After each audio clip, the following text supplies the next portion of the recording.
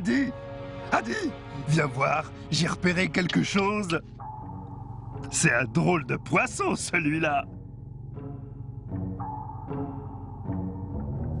C'est un ours polaire. Mais il nage super bien pour un ours. Oui, il est capable de nager sans aucun problème, parfois sur plus de 100 km.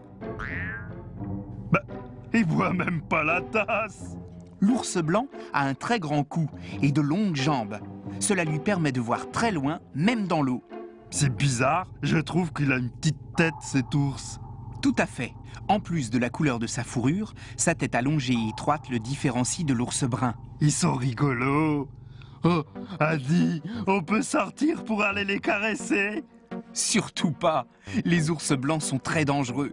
Mais on dirait des ours en peluche. Ils peuvent pas être méchants. Oups, détrompe-toi. L'ours blanc est le plus grand et le plus dangereux des carnivores terrestres. J'ai une idée! Je t'assure que tu ne feras pas le poids. Les ours blancs pèsent entre 200 et 700 kilos. Admire un peu le camouflage parfait. Maintenant, ils vont me prendre pour un ours polaire. Alors, je peux aller jouer avec eux, hein? Malin, non? Ton camouflage ne servira à rien. Les ours ont un odorat très puissant. Ils vont te repérer tout de suite.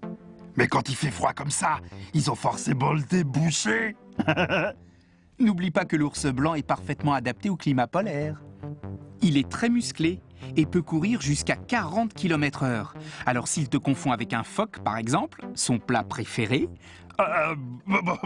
Je reste dans le vaisseau. Mais c'est pas parce que j'ai peur, hein? C'est parce qu'il fait trop froid dehors. Tu as raison de rester bien au chaud. Parce que là où habitent les ours blancs, il fait froid quasiment toute l'année. On trouve les ours blancs autour du pôle Nord. Là-bas, la température ne monte que rarement au-dessus de 0 degré l'été, mais peut descendre jusqu'à -50 en hiver.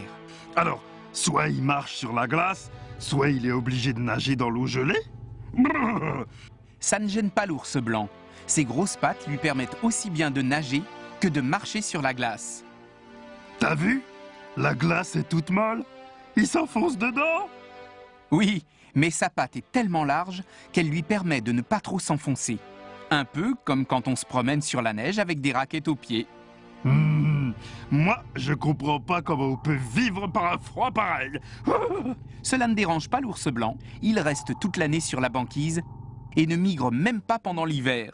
C'est pour cela qu'il a une fourrure très dense qui le protège bien du froid et capte même un peu la chaleur du soleil. D'accord, mais comment fait-il quand il est tout mouillé? Eh bien, une épaisse couche de graisse sous la peau le garde au chaud. Elle fait jusqu'à 10 cm d'épaisseur. Pour tenir longtemps en hiver, l'ours blanc a d'ailleurs un estomac qui peut contenir 70 kg de nourriture. Waouh!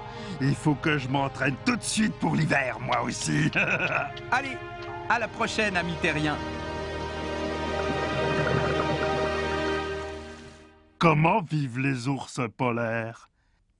Aussi à l'aise sur la neige que dans l'eau glacée, les ours blancs résistent bien au froid grâce à leur épaisse fourrure et à leur graisse.